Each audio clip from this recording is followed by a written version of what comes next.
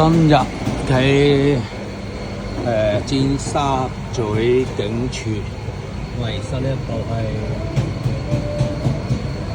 抽真空機，呢部機 OK 嘅一部機。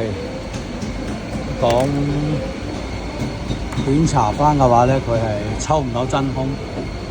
講住翻佢呢一度，睇翻有冇電入去先啊！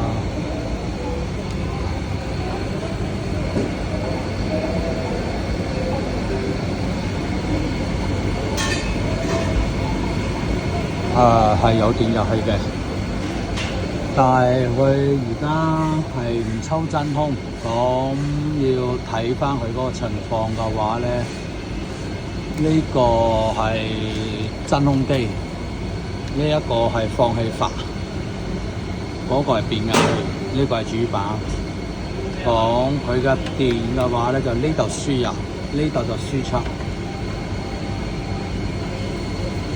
呢個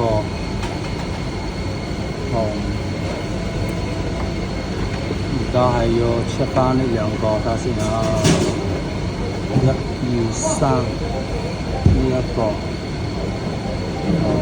呢一個，而家係冇電嘅，幫我撳一撳呢個掣，呢個掣撳落嚟，好，而家開咗，有電輸入。219伏電壓正常，但係抽真空機冇喐，好放手。好，放咗手之後就為0，咁就電壓係正常嘅，100%電定係呢嚿嘢死咗。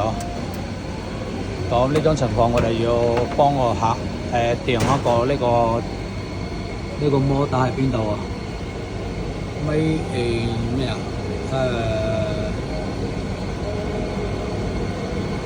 意大利喎，意大利喎，呢個泵就貴啦，呢個大撚鑊啦，呢個。